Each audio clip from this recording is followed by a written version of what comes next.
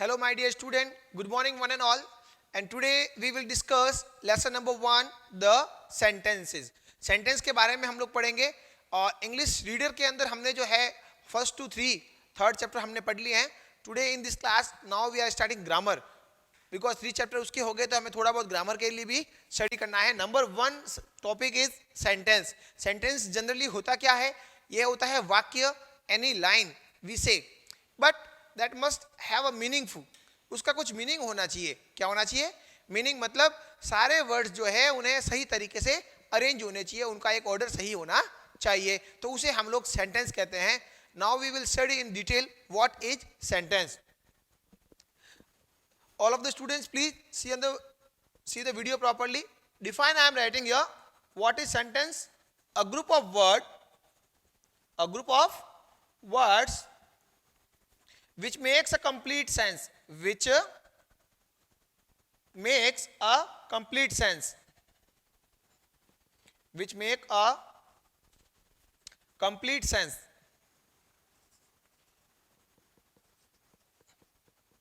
Complete sense मतलब क्या हो गया कि जिसका कोई मतलब निकले. Complete sense is called sentence.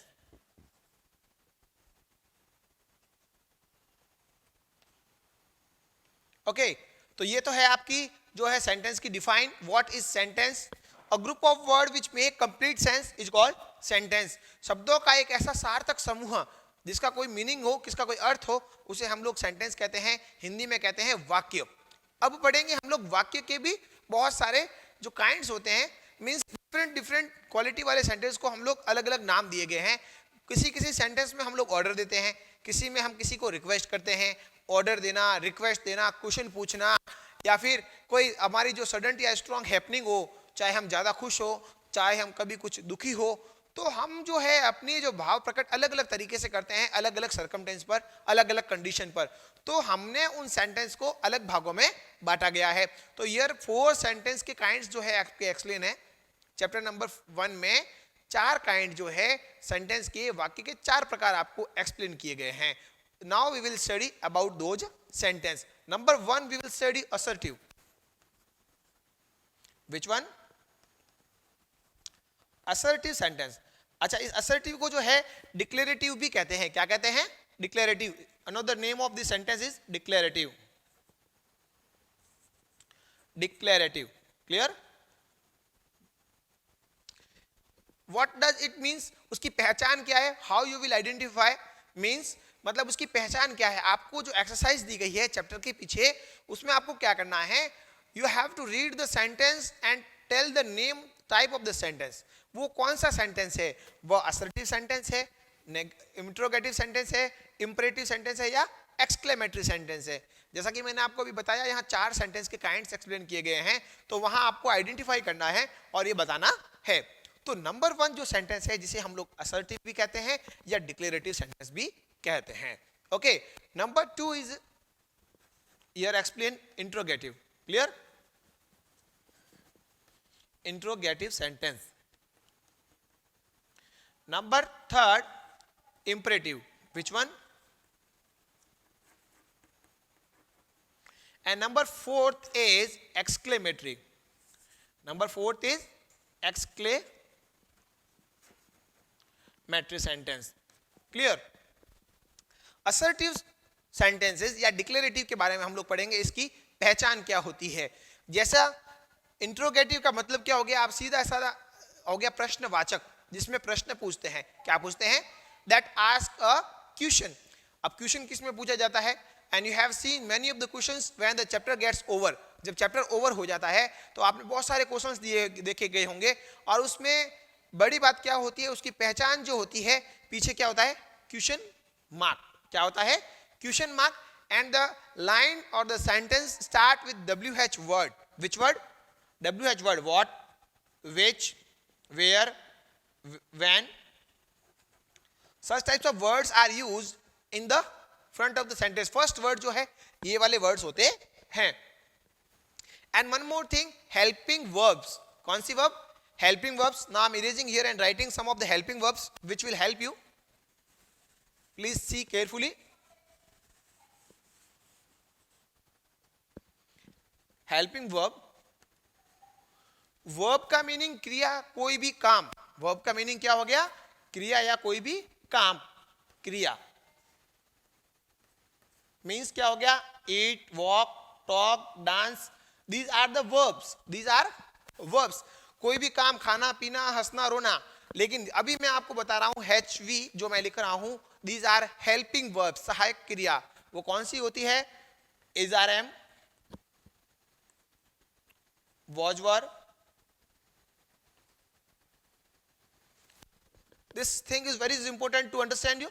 इसको समझना बहुत जरूरी है, क्योंकि जब आप इंट्रोगेटिव सेंटेंस बनाओगे या असर्टिव को इंट्रोगेटिव या इंट्रोगेटिव को बनाना, तो आपके लिए इजी रहेगा, क्योंकि मैं एक्सप्लेनेशन भी इसी के बेस पे रहता है। Do, does,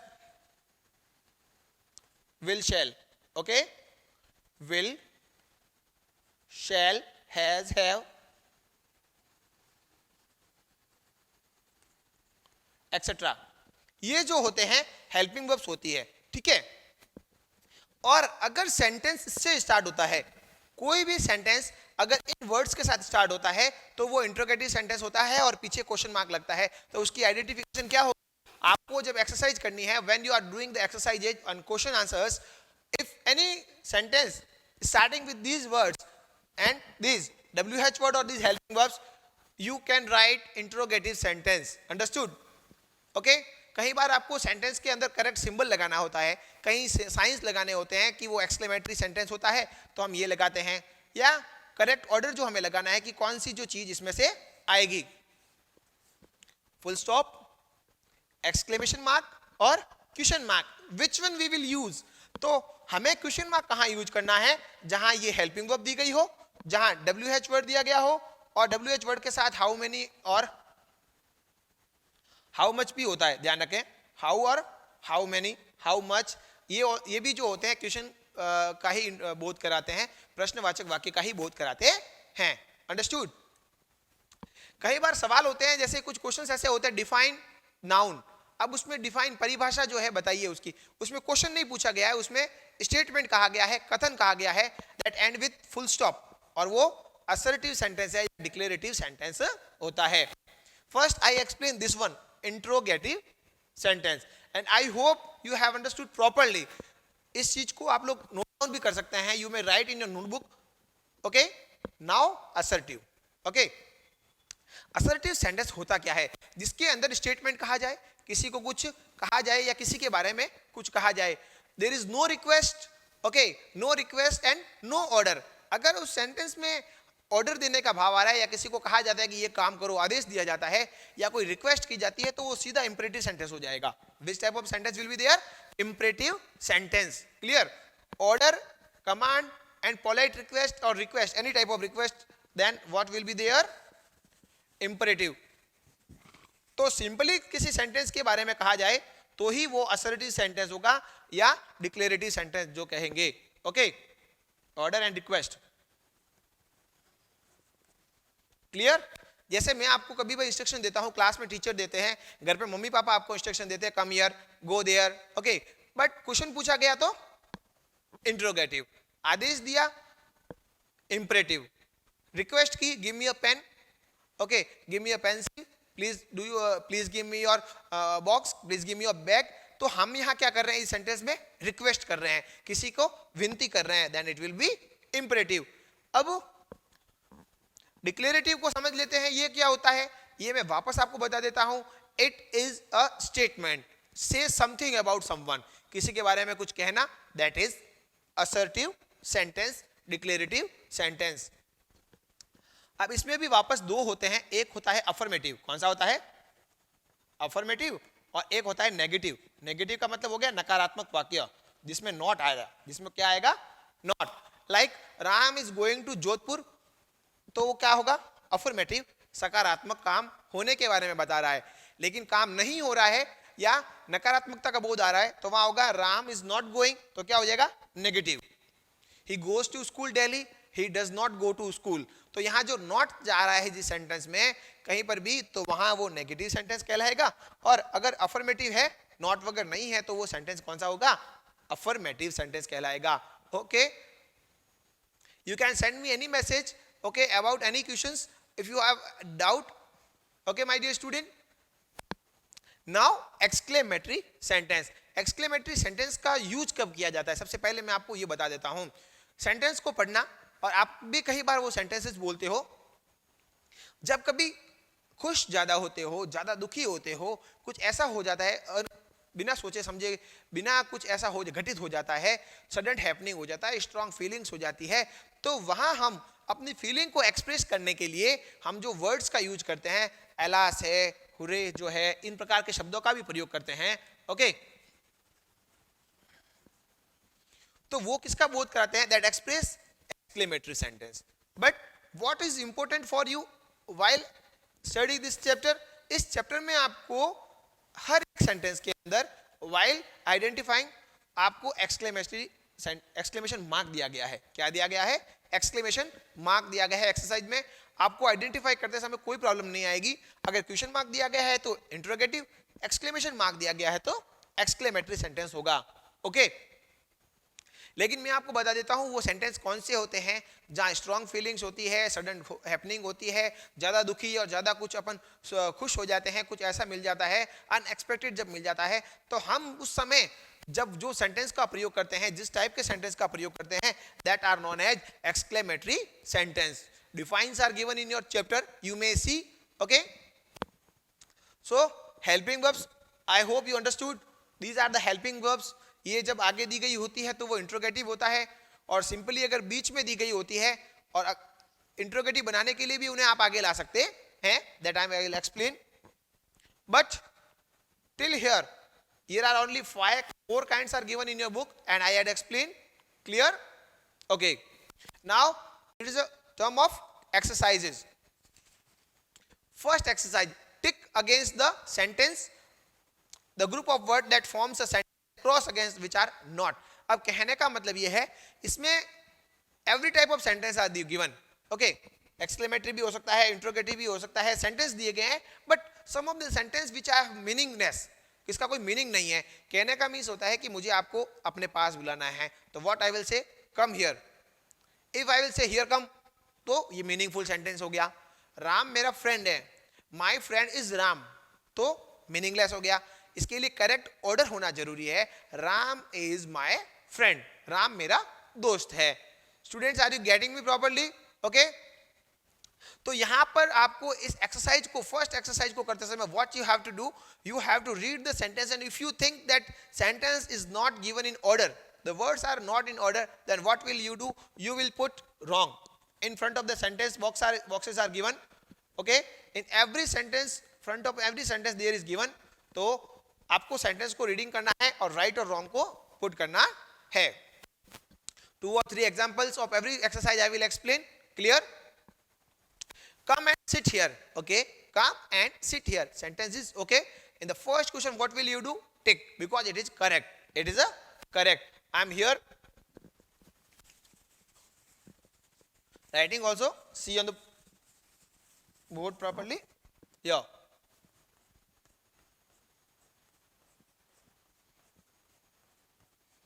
Read all the sentences carefully. Whether it may be wrong, I always tell. Number 2. One ball give me. First I told right, one ball give me. तो इसमें वर्ब पहले आती है। मैंने आपको ये बताया था कि सब्जेक्ट पहले आता है, लेकिन इंपरेटिव सेंटेंस के अंदर वर्ब भी आ सकती है पहले। ओके, तो गिव मी वन बॉल या गिव मी अ बॉल, तो सेंटेंस अरेंज नहीं है, सेकेंड में क्या होगा? Wrong. Okay, one more I am explaining here. A rainbow has 7 colour. Rainbow के अंदर 7 कलर्स होते हैं। अ रेनबो हैज 7 कलर्स। सब्जेक्ट सबसे पहले आ रहा है, फिर हेल्पिंग वर्ब आ रही है। मैंने आपको क्या कहा था, या तो हेल्पिंग वर्ब आएगी या मेन वर्ब आएगी। सब्जेक्ट के जस्ट बाद क्या आएगा? वर्ब आती है। ये हेल्पिंग वर्ब आ गई है, अदरवाइज मेन वर्ब होती। क्लियर? तो सब्जेक्ट है, वर्ब है और ऑब्जेक्ट है, और उनका ऑर्डर भी है। तो what is that? It is a sentence. Clear? Now exercise number 2, what you have to do, rearrange the following sentences. Rearrange the following sentences, group of words from meaningful sentence, use capital letter and full stop appropriately. मतलब सही जगह पर आपको क्या लगाना है? Full stop and full stop and capital letters आपको use करना है while doing the sentence. Okay, number 1 is every day I take. I am writing the sentence which is not in order. Clear? Exercise number 2.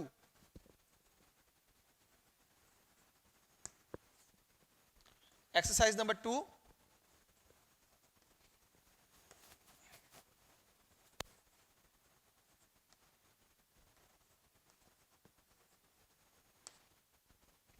Bath every day I take, this line is given. अब आपको क्या करना है, आपको arrange भी करना है और जो है सिंबल भी लगाना है जिसका ये इंडिकेशन कर रहे हैं. तो सबसे पहले क्या आता है, मैंने आपको बताया था सेंटेंस के दो भाग होते हैं, एक होता है सब्जेक्ट, एक होता है प्रेडिकेट. तो सबसे पहले सब्जेक्ट, काम कौन कर रहा है, मैं. डेली, एवरीडे मतलब रोज, बात मतलब स्नान करता हूं. तो मैं रोज स्नान कर रहा हूं. काम करने वाला व्यक्ति कौन है, आई. सबसे पहले आएगा सब्जेक्ट और उसके बाद वर्ब, हेल्पिंग वर्ब या मेन वर्ब. क्या काम कर रहा हूं मैं, बाथिंग. मैंने अभी बताया आपको सब्जेक्ट के बाद में वर्ब आएगी, आई टेक. टेक मींस लेना, वर्ब यहां आएगी. टेकिंग के बाद आएगा bath, everyday. Okay, clear. I take bath everyday, यहां वर्ब टेक है, लेना. तो ऐसे तो इसका मीनिंग लेना होता है, बट यहां करने से संबंधित है. where the verb is used the meaning will be as usual. I take bath every day. अब इस सेंटेंस के अंदर कोई ऑर्डर है, no.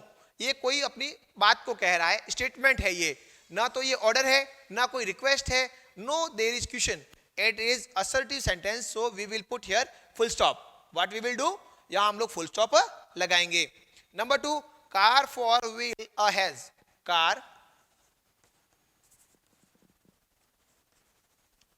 for wheel a has, nothing is there. देखो सबसे पहली बात आपको क्या है कि हेल्पिंग वर्ब और जो है WH वर्ड नहीं है, तो यहाँ क्वेश्चन नहीं है ये. तो सबसे पहले क्या होता है, किसके बारे में बात हो रही है, यहाँ बात हो रही है कार के बारे में. कार के जो है 4 व्हील्स होते हैं. तो सबसे पहली बात a car, because we are talking here about car. Subject is car, helping verb has, उसके पास क्या होता है 4 wheels, that is predicate. Statement है, as usual what I did, I put full stop. Okay, now I should explain some of the which are interrogative form. Here are 15 examples are given, but there is no interrogative sentence. All are the sentence in the simple form. Assertive sentences are here, so there will be no doubt, you can do easily. Number 1 and number 2 exercise I had explained on blackboard. पहले जो मैंने कुछ example first के show आपको explain किए. Now इस वे में आपको एक्सरसाइज नंबर 2 के क्वेश्चन करने हैं, and very easy and very interesting.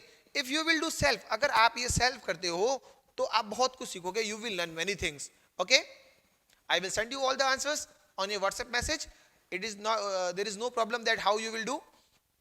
Now we will study exercise number 3. Exercise number 3 में आपको क्या करना है, सेंटेंस के अंदर मैंने आपको बताया there is 2 part. Okay, 2 parts होते हैं, एक होता है सब्जेक्ट, एक होता है प्रेडिकेट. सब्जेक्ट दिया गया है, अब उसके बारे में लिखना है, टीचर क्या कर रहा है, टीचर के बारे में आपको सेंटेंस को पूरा करना है. सेंटेंस को क्या करना है, पूरा. The teacher is teaching, the teacher is writing a letter, the teacher is writing on board, the teacher is explaining the chapter. Clear. Students जो मर्जी आए जो करते हैं, आप लोग कभी किसी का सुनते हो, you always do what you like. Students are playing in the class. Okay, students are studying in the class, students are doing their homeworks, students are playing in the garden. Whatever the sentence you want to you write, but that must be correct, that must be suitable. Okay, please give me, there is request, imperative sentence है ना, तो please give me क्या चाहिए आपको, when you want something you use this sentence. जब आपको कुछ चाहिए होता है तब आप इसका यूज करते हो. Please give me a pen, please give me a pencil. जिस चीज की आपको रिक्वायरमेंट होती है you can write. In such way, 3 examples I had explained. The remaining examples are as usual, the same way you have to do. But example number or question number 14, this is given. We cannot, हम नहीं कर सकते. What we cannot do? We cannot जो काम हम नहीं कर सकते वो यहां पर लिखना है, ठीक है। वी कैन नॉट फ्लाई, हम उड़ नहीं सकते। और what you can not do, आप क्या नहीं कर सकते, you write your own answer. Clear? I want to see your different different answers, different different disabilities. Disability का मतलब जो काम हम नहीं कर सकते, दैट आर डिसेबिलिटीज। तो you have to write and send me the picture. Clear? Now exercise number 4 and 5 and 6, these exercise you have to do in the next class. Here I am explaining, but do in the next time when your class is there. Number 4, exercise number 4, read the sentence given and you have to identify the sentence and write Q for interrogative sentence, Q for interrogative, A for assertive sentence। अगर sentence assertive है तो आपको A लिखना है। Q for interrogative, प्रश्न पूछा गया है तो Q लिखेंगे। और सेंटेंस के अंदर नॉट आया है N फॉर नेगेटिव सेंटेंस। मैंने आपको बताया था असर्टिव सेंटेंस के दो होते हैं, एक होता है अफर्मेटिव, एक होता है नेगेटिव। तो अगर सेंटेंस नेगेटिव है तो N यूज करेंगे and I for imperative, order और रिक्वेस्ट। ऑर्डर और रिक्वेस्ट जब सेंटेंस में होती है तो वहां पर आपको I यूज करना है। Boxes are given here. Number 1, where. देखो सेंटेंस में वर्ड आ गया, सबसे पहले आ गया वर्ड वेयर। और वेयर और ऐसे किसी भी शब्द का प्रयोग होता है तो बिना सोचे समझे आप क्यों लिख सकते हो, क्योंकि क्वेश्चन मार्क होता है मोस्ट ऑफ द टाइम, कब sometime exclamatory sentence also may be. तो नंबर 1 है वेयर और सेंटेंस के एंड में क्या है, क्वेश्चन मार्क। तो आपको क्या लिखना है, इंटरोगेटिव सेंटेंस है, you will write Q. In the first sentence what will you write, Q. I like home cooked food, I. Number 2 मैं लिख लेता हूं, I like home cooked food, मुझे घर का पका हुआ खाना पसंद है। No question, no request, no anything strong feelings, simply assertive sentence. अगर यह होता आई डू नॉट लाइक, मुझे पसंद नहीं है, तो यहां होता नेगेटिव सेंटेंस। क्लियर? सेंटेंस में नॉट या नेवर, नॉट या नेवर शब्द का प्रयोग होता है तो ही आपको एंड लिखना है, नहीं तो आपको नहीं लिखना है। Number 3, you must drink a lot of water. एक एडवाइस दी गई है, क्या दी गई है, एडवाइस दी गई है। तो आपको क्या करना है, मैंने आपको क्या बताया था, ऑर्डर और रिक्वेस्ट पर ही आपको ये इंपरेटिव होता है, नहीं तो क्या होता है, assertive. Number 3, clear? Now for she did not go to the doctor, she did not, not word आ गया, what will you do. Number 3, I am talking about number 3, negative. क्या होगा, सॉरी नंबर 3 तो यही है, 4th में है negative, क्योंकि नॉट शब्द का प्रयोग किसमें किया गया है, 4th के अंदर। 4th example is here. Number 5, get out from my room.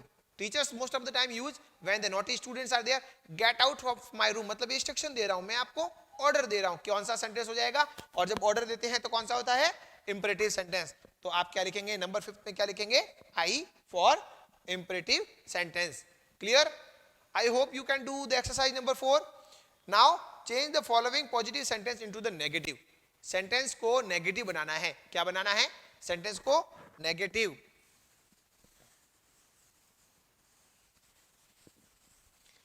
Exercise number 4,